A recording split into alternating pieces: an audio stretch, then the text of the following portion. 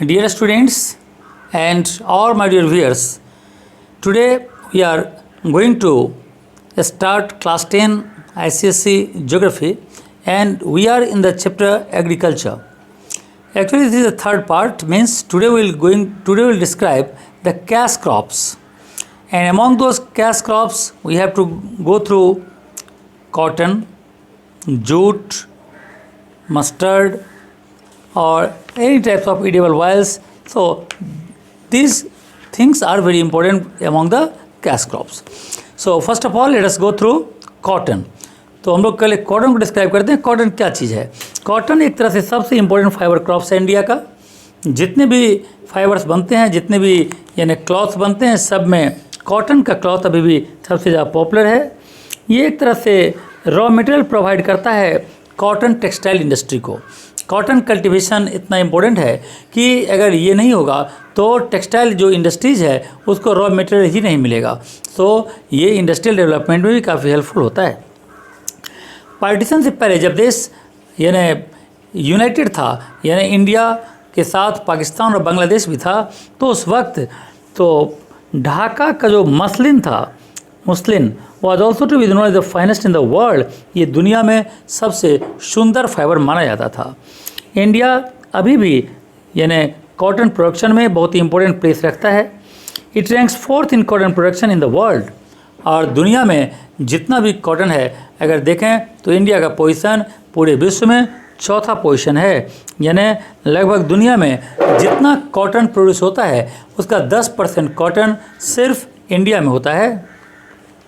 तो ये तो था इसका इंट्रोडक्शन के बारे में.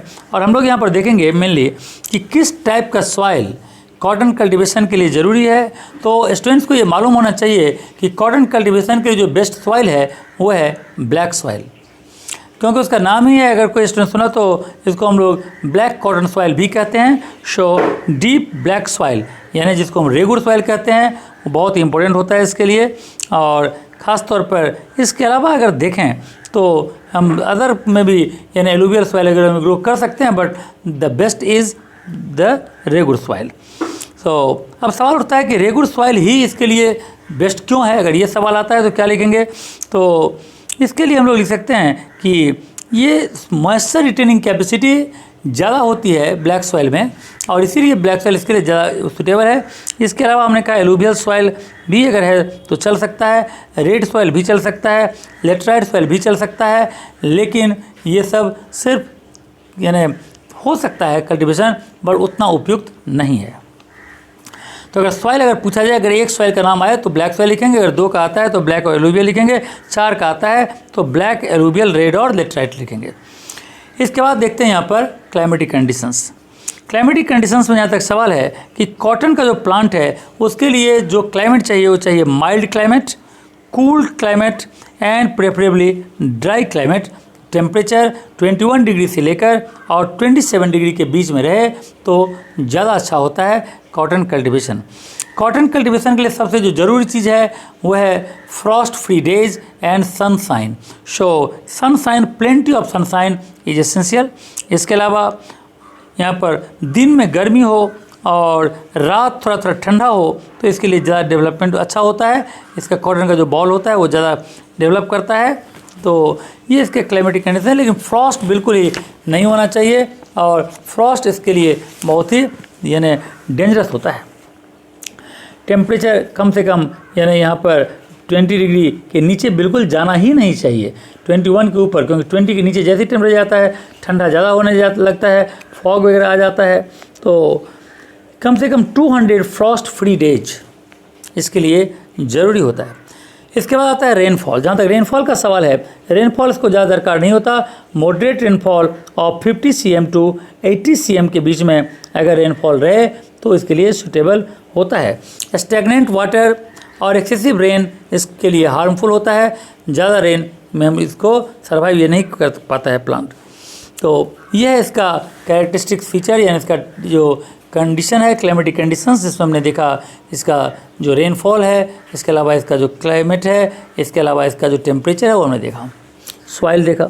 अब इसके बाद आता है methods of cultivation. Actually methods of cultivation के लिए इसको 6 से 8 महीना लगता है इसको मैच्योर होने में। डिपेंड करता है कि वहाँ का क्लाइमेट कैसा है, और फ्रॉस्ट तो बिल्कुल होना ही नहीं चाहिए।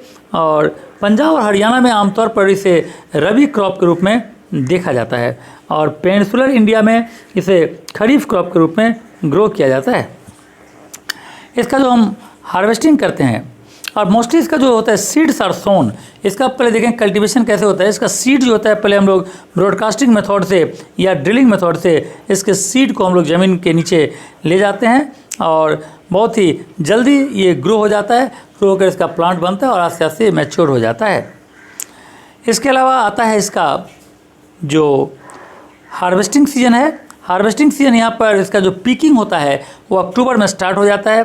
Less humidity in the air and warm temperature इसके लिए राइपनिंग के टाइम में बहुत ही जरूरी होता है, जिससे कि कॉटन बॉल्स जो है इजीली बर्स्ट कर जाता है।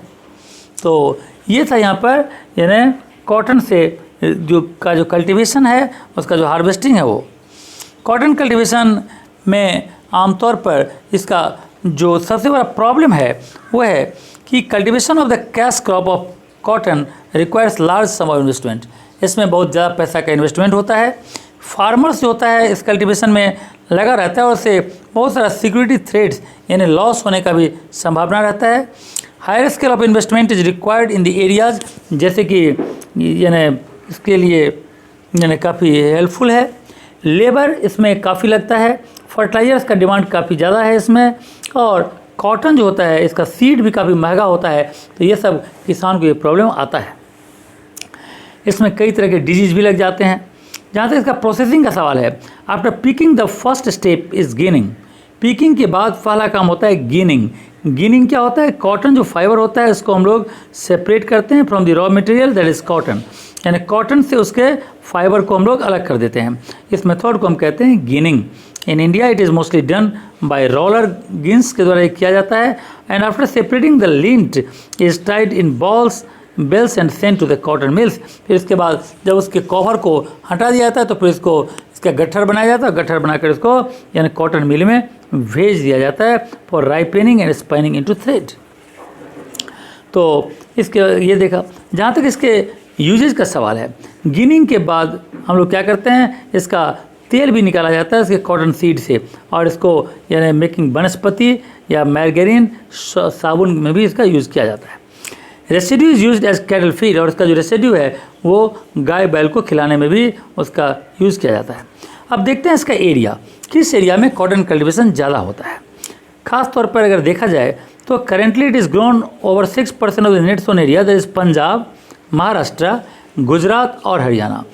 तो सबसे अगर ज़्यादा देखा जाए तो महाराष्ट्र और गुजरात इसके लिए बेस्ट है। इसके अलावा पंजाब और हरियाणा लिखना चाहिए। पेनिनसुलर इंडिया में तमिलनाडु, कर्नाटक, आंध्र प्रदेश, तेलंगाना यानी ये भी इसके लिए काफ़ी उपयुक्त जगह है।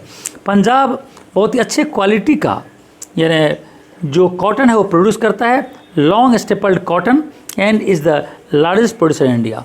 सबसे ज़्यादा है यानी पंजाब। तो हम लोग लिखना होगा पंजाब, महाराष्ट्र, गुजरात और हरियाणा, ये चारों स्टेट का नाम हमको याद रखना चाहिए कॉटन कल्टीवेशन के लिए।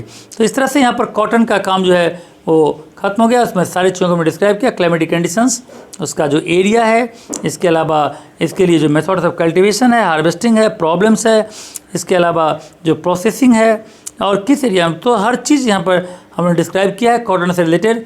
इसको ध्यान से पढ़ने पर स्टूडेंट का कॉटन से रिलेटेड सारा प्रॉब्लम्स सॉल्व हो जाएगा। सो इस वीडियो में इतना ही रखेंगे। Okay, thank you and God bless you.